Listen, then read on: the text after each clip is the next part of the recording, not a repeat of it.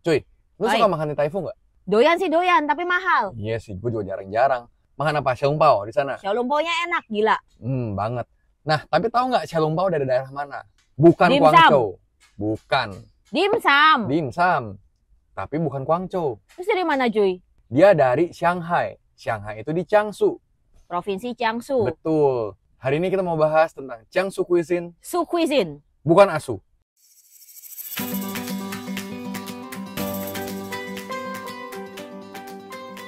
Daerah Jiangsu, beribu kota kan Shanghai. Kalau orang modern itu taunya Shanghai adalah kota paling metropolitan, paling modern, paling high-tech di China. Salah satu yang paling maju ya. Salah satu yang paling maju dan salah satu yang paling mahal. Tetapi Shanghai dan daerah Jiangsu ini juga punya sejarah yang panjang. Boleh dibilang salah satu cradle of civilization. Apa tuh? Tempat awal lahirnya peradaban China. Dan untuk makanannya, Jiangsu Cuisine ini punya sejarah itu udah panjang banget, lebih dari 2.500 tahun. Tetapi mereka itu mulai terkenalnya nih, maksudnya nationwide, itu mulai dari era dinasti Sui dan Tang. Dinasti Sui dan Tang itu sekitar abad ke-6 sampai sekitar ke-8-9 setelah Masehi. Nah, daerah Jiangsu ini seperti yang kita tahu sebenarnya kan Shanghai itu iklimnya mild ya. Dia itu musim panas nggak terlalu panas dan dia musim dingin juga nggak terlalu dingin. Dan dia geografisnya itu sungai punya, gunung punya, laut punya nggak? Punya dong. Laut punya. Punya. Berarti secara geografis sebenarnya daerah Jiangsu ini sangat mirip sama daerah Guangzhou. Betul. Sebenarnya daerah selatan China itu rata-rata geografisnya hampir mirip. Tetapi makanan Jiangsu itu kan dia lebih dikenal atributnya tuh lebih kayak soft, gentle cooking yang teksturnya itu lebih lembut, rasanya juga lebih mengedepankan rasa asli. Which is ini kan sebenarnya agak berbeda ya sama teknik Guangzhou. Betul. Mereka kan lebih banyak kayak braising, steaming, sedangkan Guangzhou itu macam-macam tekniknya. Hot pot soalnya. Lebih melting pot daripada kota-kota ini. Kenapa? Sebenarnya pusat perdagangan Cina pada zaman dahulu itu bukan di Shanghai, bukan di Fujian atau di mana-mana, tapi di Guangzhou aja. Buat di Shanghai ini teknik masak originalnya mereka masih lebih dikedepankan. Penggunaan bahannya pun sebenarnya itu lebih mengedepankan bahan-bahan yang ada di daerah tersebut. Tapi kalau mau ngomong begitu dengan geografis mereka seperti itu, sebenarnya mereka bahan apapun ada dong. Hampir semuanya kayak ada. Ikan fresh water ada. Salt water ada. Farming ada. Hewan ternak ada. Buruan pasti ada. Tapi hewan buruan dimasak dengan cara gentle cooking seperti itu apakah cocok sebenarnya? Sebenarnya nggak terlalu cocok, makanya nggak terlalu banyak. Ada, cuman ya mungkin yang di pedesaannya yang pelosok-pelosok banget yang agak karena kere ya. Karena kere gitu. Gak mau nanam padi kagak tumbuh, udahlah ada babi lewat gitu. Ya, gua santap. ada tupai, sikat gitu kan. Lebih kayak gitu. Cuman kalau di perkotaannya mereka pakai bahan-bahan yang ada lebih banyak ke farm produce berarti ya. Betul. Dan ciri khasnya mereka satu, hampir tidak ada makanan yang pedas. Beda banget sama masakan Sichuan, gila. Nah, Sichuan mah itu udah beda cerita. Cuman kalau di ya, I mean Sichuan itu semuanya kalau nggak pedes tingling. Iya, betul. Kan kuat rasanya. Kalau di Guangzhou tuh masih ada. Pedas-pedas masih ada. Terus karena kan ya melting pot, bahan dagangan dari seluruh Cina ada di sana. Bahan dagangan dari seluruh dunia juga banyak. Nah, kalau di Jiangsu ini agak beda. Perdagangannya lebih ke domestik, bisa dibilang. Jadi kalaupun trader datang ke sana itu kebanyakan bukan trader luar, lebih banyak paling tradernya mentok-mentok dari Guangzhou. Ya. Kalau begitu, dengan kondisi alam yang sebenarnya sangat mirip dengan Guangzhou, tapi mungkin kita boleh bilang kurang exposure kepada dunia luar dan cara masak luar ya. Betul. Ada nggak sih bahan makanan yang kayak khas daerah Jiangsu? Ada dong. Apa tuh? Contohnya lotus root. Ternyata di mana-mana ada, cuy. Ada, tapi kan di daerah itu Jiangsu. Itu di sana banyak tuh. Mana kagak ada. Lotus root itu banyak banget di daerah Jiangsu dan Zhejiang. Jadi ini merupakan salah satu bahan yang ya populer di sana. Lalu ada lagi water chestnut. Water chestnut. Itu kalau di Indonesia kebanyakan cuma dipakai buat masakan Cina. Iya, di Indonesia kurang populer. Makanya dijual cari Tokopedia aja susah banget. Emang water chestnut itu sebenarnya dibuat apa sih? I mean kayak itu sebenarnya tuh cuman buat bumbu masak atau bisa dimakan gitu aja kayak kolang-kaling. Karena kan kalau lu lihat ya, gue di Tokopedia itu ya, water chestnut tuh bentuknya rada kayak kolang-kaling, cuy. Itu bisa bisa jadi bumbu masakan bisa, dimasak jadi bahannya pun bisa. Nah, ada satu bahan lagi yang cukup populer, itu ada rebung. Itu mah lumpia. Lumpia. Sebenarnya rebung sih di seluruh Cina juga cukup populer ya. Cuman sepengalaman gua ke daerah Zhejiang, rebung itu memang banyak, Paling banyak diolah. cukup banyak diolah.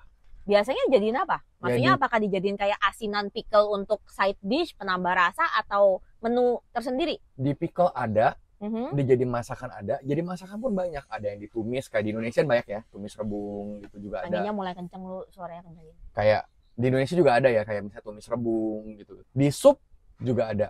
Nyadar nggak banyak banget variasi sup bening itu menggunakan rebung. Contoh? Sesimpel ini, kita kalau makan sup ayam, kadang-kadang dikasih rebung tuh nikmat banget. Sumpah lo. Ya, tapi bukan sup ayam sop sayur gitu ya. Sup yang lebih ke kuah ayam banget gitu tuh kasih campur Kaldu rebung, ayam. kaldu ayam. Itu Nah, enak. Dan di masakan Cina pun banyak sup-sup begitu pakai rebung. tapi rebung sendiri sebenarnya itu kan beracun ya kalau lu nggak treatment khusus. Dan dia tuh punya rasa kayak ada bau khusus itu yang Baunya nggak tengik enak. lah. Heeh, ya bau baunya gitu. tengik. Apakah Sebenarnya dengan diproses dengan ala Jiangsu ini ada teknik tertentu yang bisa menghilangkan ini bau tengik gitu? rebung itu tidak beracun, cuman bau. Baunya tengik Oh. emang. Cara menghilangkan ini ada. Aha.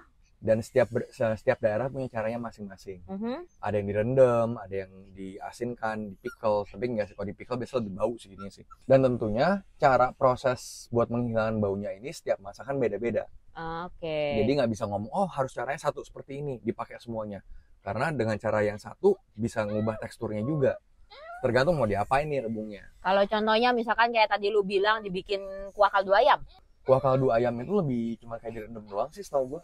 direndam doang ya. Mungkin Direndam. karena dia udah kalah sama rasa umami dari ayamnya Betul, kali ya. karena kalau kita bikin sup ayam begitu kan biasanya pakai bahan lain aromatik seperti jahe. Ah. Jahe itu kan juga menghilangkan bau. Hmm. Nah itu jadi nggak terlalu yang ribet-ribet gimana. Tapi highlight makanan dari daerah Jiangsu ini sebenarnya bukan rebung. Akar Bingung lotus, kan? Itu bukan juga. water chestnut. Bukan juga. Apa cuy? Itu lebih kayak makanan rakyat yang biasa-biasa Ah. aja. Yang tadi kita udah sebut itu salah satunya. Xiaolongbao. Xiaolongbao orang banyak salah kaprah dikiranya, oh semua dimsum adalah berasal dari Guangzhou. Tapi Termasuk saya.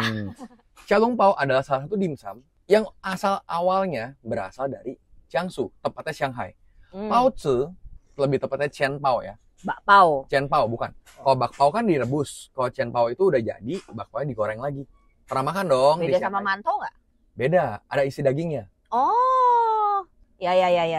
Jadi kalau penonton ada yang pernah ke Cina makan yang dimsum-dimsum murah gitu tuh, yang biasa jualan caoce, Ah. mereka ada jual paozi. Ya. Paozi itu kan makanan biasa. Yang ilung liu kuai itu ya. Ya, yang satu lung liu kuai mungkin sekarang ya masih 6 sih harganya sih. Terakhir 6 7 Naik gitu. lah. Gua kemarin makan di U 7. Di Beijing udah 9. Nggak tahu, di Peking nggak tahu. Di Shanghai lebih terkenalnya itu adalah Qianpao. Jadi paozi itu digoreng lagi, Digoreng lagi. digoreng. Ah. Dan itu kasih dia jadi ada rasa smoky-smokinya dan ada garing-garingnya dikit. Itu enak sih, tapi jujur gue nggak terlalu suka karena terlalu penuh banget rasanya. Makanan lainnya yang terkenal ada Lion's Head Meatball. Gua tahu itu. Bahan utamanya adalah daging babi cincang sama yang harus ada itu water chestnut. Betul. Tetapi setahu gua nih ya, Lion Head Meatball itu kan bahan dasarnya emang udah babi cincang dikasih berbagai macam bumbu. Sebenarnya apa sih gunanya water chestnutnya itu? Ngasih tekstur Cuman buat tekstur crunchy karena water chestnut ini memang rasanya crunchy ya. crunchy dan ada rasa-rasa apa ya? Dia tuh jadi Nati bikin flavornya gitu. nanti dia jadi bikin teksturnya tuh kayak ada crunchy gembur-gembur gitu loh. Iya, dan ada Gimana sih ada ngomongnya? Bingung gue. ada rasa kacang-kacangannya Ah. sedikit gitu. Ini yang jadi unik. Ditambah lagi pakai seasoning kan pakai sausing wine, pakai minyak asin. Terus dikasih kayak apa? Cabbage. Bokcoy. Kubis atau bokcoy biasanya. Dikasih kayak gitu dan di stew. Jadi bumbu itu ngeresep banget. di stew. Itu enak banget. Habis di stew digoreng lagi biasanya. Digoreng. Bukan digoreng sih, sebenarnya lebih kayak ini kalau gue yang tahu resep ya, nggak tahu ini bener apa enggak deh.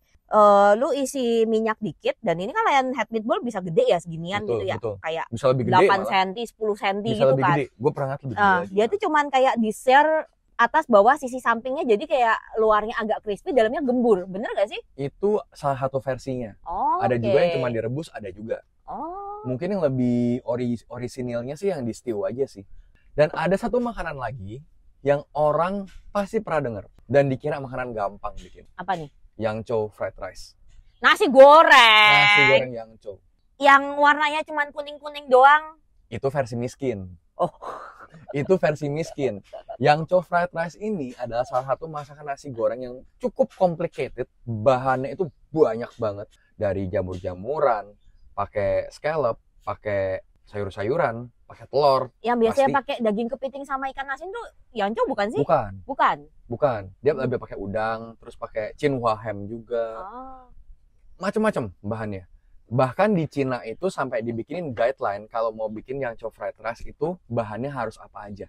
Tapi apa kalau gitu yang membuat Yangzhou fried rice itu adalah ini tuh nasi goreng Yangzhou loh, bukan nasi goreng Jawa, bukan nasi goreng kencur, bukan nasi goreng apa? Kombinasi bahannya. Apa ada kombinasi bahan yang harus ada supaya bisa dibilang Yangzhou fried rice? Pertama harus ada telur, terus ada bahan makanan dari laut, Oke, ada harus ada bahan seafood. makanan dari laut yang kering ya, yang hydrated, Macam kayak scallop or Scallop. cucumber. kayak begitu. Itu yang versi tajir ya. Hmm. Ada dagingnya Contoh bisa maksudnya daging kayak ayam, sapi, babi gitu. Xinhua ham. Ah, Xinhua ham kita ngomong cured meat lah ya. ya. Cured meat itu harus ada juga. Harus ada sayuran. Oke. Dan gue pernah ngeliat salah satu video, dia pakai bahan tuh mungkin sekitar 10-15 bahan. Hanya untuk topping. Biasanya ya, setahu gua masakan bahan semakin banyak itu lu Makin ngatur sulit. rasanya makin sulit. Makin Sama kayak lu bikin kari. Betul. Bahan semakin banyak kan lu Makin butuh susah. bumbu yang kuat sebenarnya untuk menyatukan. Tapi yang Yangzhou fried rice itu kan bumbunya light. Dia ngambil rasanya dari bahan yang banyak itu. Makanya masuk yang ini kapan, yang itu kapan ini harus diambil lagi, kapan harus dimasukin lagi. Itu tidak mudah bikin Yangzhou fried rice. Kalau yang bener ya, yang Kalau yang versi kere? sultan, versi kere mah itu Telur, mah telur, nasi sama telur. Nasi, Ya asal ada aja lah gitu. kecap asin dikit, Kecap asin. cuka cincang dikit, Nggak pakai nggak cuka. pakai cuka. Sausing wine ada dikit, Sausing arak masak dikit, garam, garam, white pepper dikit, white pepper, yam-yam. yam-yam. Yam-yam tuh micin. Paling tambah itu apa tuh? Scallions. Sekalian pasti Daun bawang. harus ada, pasti ada. Dan itu pun ada step-stepnya tetap. Jadi tidak mudah. Yang bilang Scallion-nya yang setahu gua harus paling terakhir. enggak. Enggak. Kalau mau bikin yang benar, versi benernya, itu ada setiap step ada masukin sekaliannya. Bingung nggak lo? Bingung sih gua sih. Bingung nggak? Jadi ada yang dimasukin dulu. Kalau lihat resep yang standar, bukan standar, maksudnya resep ala Indo zaman sekarang, Iya. itu kan udah dimasak jadi, terakhir 1 menit terakhir pas Baru diaduk, dimasukin. masukin scallions. Itu benar, itu nggak salah. Tapi Ah. kalau mau yang versi sultan dan versi sadisnya, itu di setiap stepnya dimasukin sekalian. Sekalian pun nggak boleh sembarang masukin bagiannya. Ada bagian batangnya, yang Oh white-nya ya, biasanya. bagian putihnya, ada bagian yang hijaunya. hijaunya gitu kan. Ah. Ada yang masukin putihnya doang, ada yang dicampur, ada yang terakhir daun. Pusing gue ngeliatinnya. Jadi itu masakan Yangzhou lagi. Masakan daerah Jiangsu ini gentle, rasanya nggak terlalu strong. Mungkin lebih cocok sama pelet orang-orang yang tinggal di daerah geografis yang nyantai, yang kayak kalau lu dingin banget, lu biasanya akan lebih banyak menambahkan cabai. Betul. Kalau lu daerah panas, lu mungkin akan lebih banyak makan yang lebih mild gitu. Bahkan sampai kadang-kadang kita berasanya kayak nggak ada rasa gitu Betul. kan. Lebih tepatnya gini, sebelum menjadi kota perdagangan yang sangat hot seperti sekarang, Shanghai, daerah-daerah Jiangsu itu kan bisa dibilang kayak daerah pedesaan ya. Dia Shanghai, Nanjing, Suzhou, itu kan Betul. daerah Jiangsu semua Kayak kan. daerah lebih ke countryside lah ya, pedesaan Iya, lah. countryside. Jadi otomatis kehidupannya ya lebih santuy. Kayak yang penting Mungkin living- kayak lebih slow living ya. slow living, yang Iya. penting kita udah bisa hidup nih, ya kan? Nggak seperti kota besar yang kita wah cuan gitu. Pokoknya gue harus ambisius, harus maju, harus jadi orang Betul. sukses. Tapi kalau Jiangsu tuh lebih kayak yang paling penting adalah menikmati hidup, dan mungkin filosofi inilah juga yang tercermin pada masakan Jiangsu Betul, ya. kulinernya Kayak seperti itu. masakannya itu kita gentle, kita nikmati saja rasanya, tapi ribet ternyata. Ya itu yang mencerminkan juga bagaimana orang-orang zaman dulu sebelum tercemari sama cuan-cuan, hidup selaras dengan alam seperti gimana? Menggunakan apapun bahan yang dihasilkan dengan alam mereka tanpa perlu bantuan luar. Karena ini kalau ngomong Jiangsu ya berarti kita ngomong itu dia tidak menggunakan bahan-bahan impor. Kayak kalau Sichuan itu kan dia pakai cabai, which is impor dari Meksiko. Betul. Tapi Jiangsu semuanya pure bahan yang dari Jiangsu. Dan somehow mereka membuat satu culture yang sangat sophisticated hanya dari bahan-bahan lokal. Karena slow living. Makanya banyak cendekiawan zaman dulu daerah-daerah sana juga. Kalau nggak Hangzhou, Suzhou, which is ya Hangzhou, Suzhou itu agak di pinggiran sih di antara, tapi ya masih termasuk lah. Tapi kelewat slow bahaya sih bikin puisi mulu zaman dulu. Zaman dulu lu jago bikin puisi itu adalah tiket menuju ke dudukan kepejabatan. Beda kayak di Indo, yang penting lu keturunan dinastinya bagus. Makanya sering ganti dinasti di sana. Dan video ini adalah bagian dari Tasting China. Kalau kalian suka sama video ini, jangan lupa like, comment, subscribe, dan share ke seluruh dunia. Thank you for watching and we will see you in the next video. Bye-bye. Bye-bye.